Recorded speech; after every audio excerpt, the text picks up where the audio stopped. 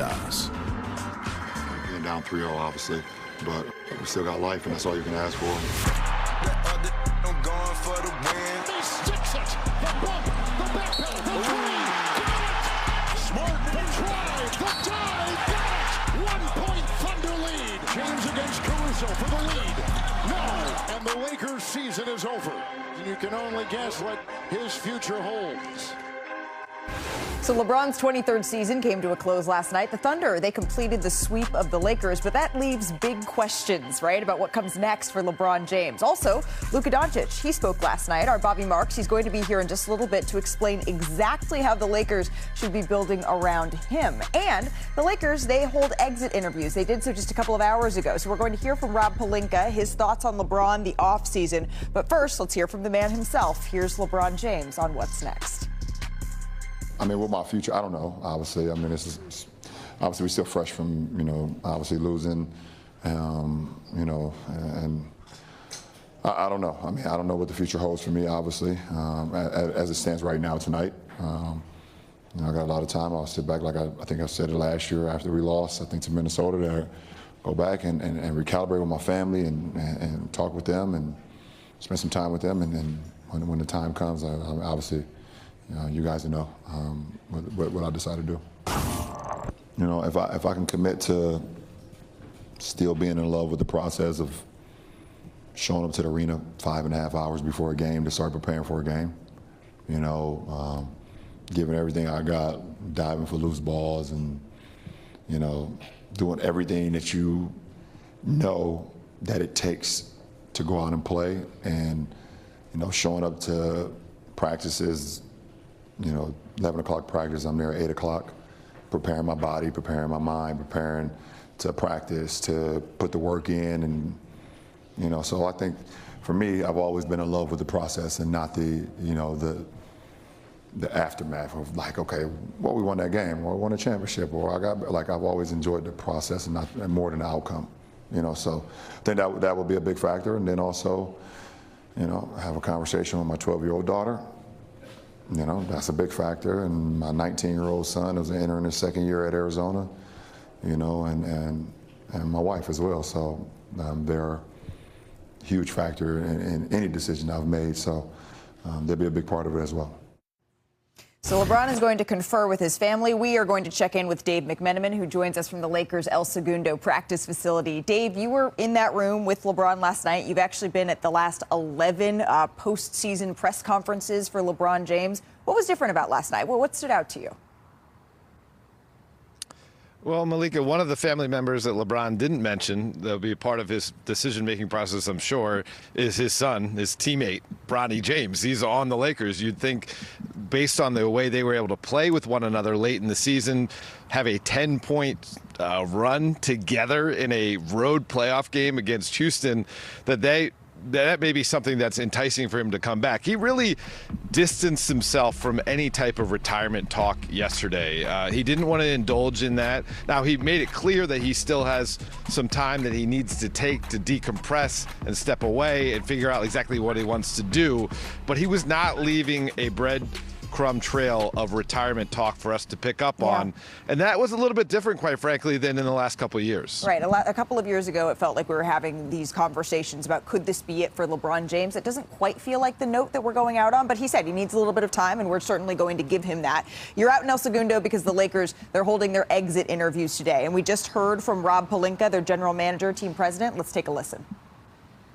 In terms of LeBron, we probably haven't seen a player that has honored the game to the extent that he's honored the game. He's given so much to his teammates, to this organization. And the thing we want to do more than anything else is honor him back. And I think the first order of business there is allowing him to spend the time he needs to decide what his next step are. Does he want to play another year in the NBA? And that'll be, as he said to you guys last night, family time, I think time with his inner circle. And we just want to honor that for him. All right, so that's just some of what Rob Pelinka said in his comments here. Dave, you were in the room. What's the most important thing for us to know here? Yeah, Malika, the press conference with Pelinka and J.J. Redick spanned more than 35 minutes, so there's a lot of ground covered, starting with the way the team is already putting the resources that the new ownership group led by Mark Walter to use. One thing, they're going to be adding biomechanic equipment and also recovery equipment to the facility here, consulting with the Dodgers to see what type of stuff they use for their players. They're looking to expand the front office. Rob Pelinka says they're looking to hire 2 assistant general managers, one in charge of pro personnel, another one in charge of analytics and cap data. Beyond that, there's a couple other free agents beyond LeBron James that are coming up this summer, namely Austin Reeves, the second longest tenured Laker behind LeBron. And in no uncertain terms, Rob Pelinka said he wants to have Austin Reeves back in a Lakers uniform, and he says those conversations have already begun with Austin's representatives. And so J.J. Redick, his perspective from the coaching side is we got to get deeper and we got to be better defensively, but he likes the core that he has in place, and he thinks there was a proof of concept with LeBron, Luka, and Austin Reeves working together with that 16-2 stretch from late February through the end of March. Yeah, proof of concept is certainly an interesting way to put that, Dave. Thank you very much for that insight. So lots of decisions here for the Los Angeles Lakers, but I'm sitting with 2 guys who know not only about playing with LeBron, about winning a ring with LeBron, the man in the zebra vest, Amon Shumpert. Danny Green with me here as well. Amon, I'm going to start with you. What stood out from you? You've heard LeBron talk and you've seen LeBron's actions. What did you help us decipher this? The biggest thing that I took from what he said when he did his post game was he kept talking. Well, he was talking about all the other things, but then he talked about being the third option and it being the first time he did it and being proud of himself that he was the third option, and then being proud of himself and being able to adjust his mindset and conform to the same role that he had to revert back to, which was the number 1 option. Seeing him do that, I don't know, something about that as a competitor, I can see he wants to do this again. He's coming back for more. I don't know what uniform he'll have. He's coming back. He's definitely coming back. The biggest thing that I got was that a lot of people question whether he's being truthful, have these cryptic messages, or leading bright. I think he's being very truthful. He does not know, because this is the first time in a long time he's an unrestricted free agent where he doesn't have an extension, and he doesn't know what the Lakers are going to offer, provide. Everybody's going to want him at a discounted price because he's 41 years old.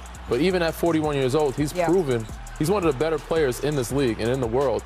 And he was the most available. He was the most valuable. Like, even with Austin Reeves coming back, he was your best player in the playoffs. He's shown up. So why would a guy like that ever take a discount, especially the one that they're looking for? So he doesn't really know who's going to offer what, being an unrestricted free agent. So I think he's just thinking about chilling with his family, golfing right now, but he's really truthful and does not know what the future is going to bring. He's certainly they're going to have to make the math work, right? And that's sort of a different conversation. But you were both with LeBron. You were with him in 2010, right? When he was early on, the decision, 9-10, and then 2020. Right, to leave. And you were with him when he was also making the decision on whether or not he wanted to leave in 2018 from the Cavaliers. Oh, no, I was gone. But I was around. You were still around. Did you guys know at that point? You were listening to what he was saying. Did you have a gut feeling? I had no idea. I'm not gonna lie to you. I couldn't have imagined him leaving, especially not after he had got to hoist up another championship for Cleveland. I couldn't have imagined him leaving to go to L.A., but then again, I wasn't going to imagine him the first time leaving Cleveland. So for me, I think I've had to sit back and respect that he just doesn't think like everybody else. Sure. You know what I mean? Rich Paul had a post not too long ago on Twitter going around, but he was talking about how Bron was raised. I really had to give it some thought. I retweeted deep dive. Yeah, I gave it some thought, and I was just like, maybe he just don't want to do what we want him to do. Well, that, and also when you're 41 years old and still playing basketball at the highest level, when he says he doesn't know, there's probably some things that still need to shake out over the next couple of weeks because you don't know how your body responds, how your mind responds. But he always goes back to whether or not he can give him the preparation that he is used to. And if he can do that, then I expect to see him back and playing. Thunder fans are wondering where they are in this show. We hear you. Thunder fans, this highlight, it is for you here because they were impressive. OKC, they are rolling. They haven't lost a game in these playoffs. Early on, LeBron drives. This is why you think he can still play with the stuff. Because this was a good game that we had here, DG. A great game. And, of course, when you're in clutch time, you know who the clutch player of the year is. Who are you going to call? MVP. SGA. Hits a step back. He had his third 35-point game in a series-clinching game. That's second in Thunder history. He joins Kevin Durant. Rui Hachimura. Step back. Paul Smiles. Rui's loving it. Luka's loving it as well. Luka like, we finna come back. And then under a minute left, Marcus Smart drives. Okay, Smart. By the way, he is a player option as well. So after the free throws, the Lakers are up 1 here. Next Thunder possession to go, though. Off the screen from SGA, the Lakers bring the double. They did this a lot. Great play by Mark Daigneault. He knew the trap was coming. Had the big roll. Tried to play decent. Keeps that pivot foot down. He kept it down. He's 7-2, 7-3. Thunder up 1. So the next Lakers possession here on the switch. LeBron, he gets picked up by Alex Caruso here, Danny. Yeah. Yep, familiar territory. They know just like in practice. One-on-one, baby. At the end of practice, let's see it. Here we go. Working to get inside. This is heavily contested, though. So he goes for the floater. Did you like that shot? I liked it. I thought it was a good look. And AC knows not let him get to that left hand, so he gives him to the right hand. A little bit more here. So Rui was not on the floor. J.J. Redick took a lot of criticism for this because they needed a 3 here. Without a doubt. Maxi Kleber was in, though, to set the screen. I mean, he just didn't. Kleber's hit some big-time shots in his day, but I think he was there for a decoy screen situation. Well, also, this was an incredibly good look. Luka couldn't quite get it to go down. So OKC grabs the rebound, and that'll ice the game. And that is how the Thunder are moving up in the Western Conference Finals once again. Oklahoma City is the 4th defending champion, by the way, to start a postseason with 8 consecutive wins, joining the 2017 Cavaliers, the 2001 Lakers, and the 1989 Lakers. So we promise, Thunder fans, we have a lot more coming for you as these playoffs roll on. But this is the last day for the Lakers. So on that side of things, Luka Doncic, who's never been swept in a series he actually played in, he did speak last night about his absence. If I could be out there, I would be 100%. Everybody in that room knows that. But, it's been really tough. Like I said, this is the best time to play basketball. I was sad not to be able to help my team. So, looking to the off season, obviously, I'm still doing recovery. So that's the first thing.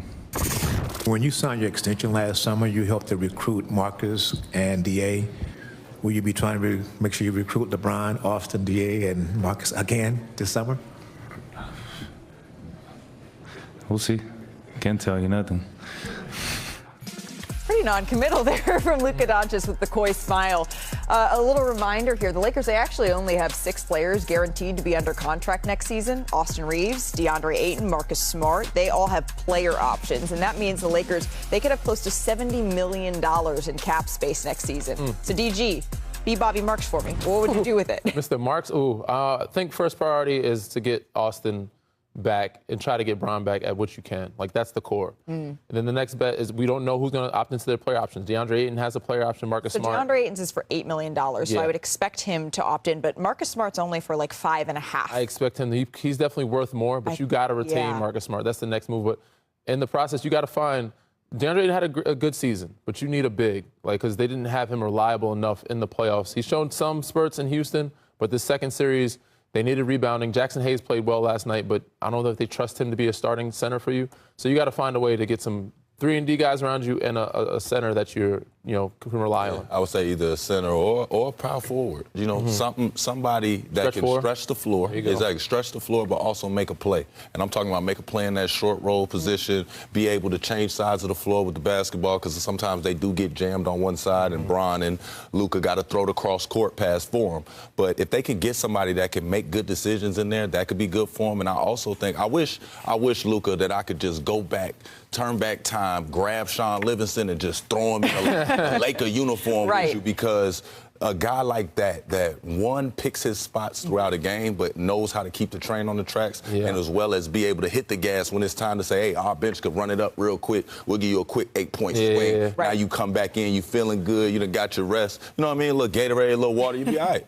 Well, I mean, and Rob Pelinka had said that he is proud of what this group has done, but he's not satisfied. And that seems about right for this Los Angeles Lakers season, because you saw glimpses of what this team could be. We'll have much more on the Lakers coming up here on NBA Today.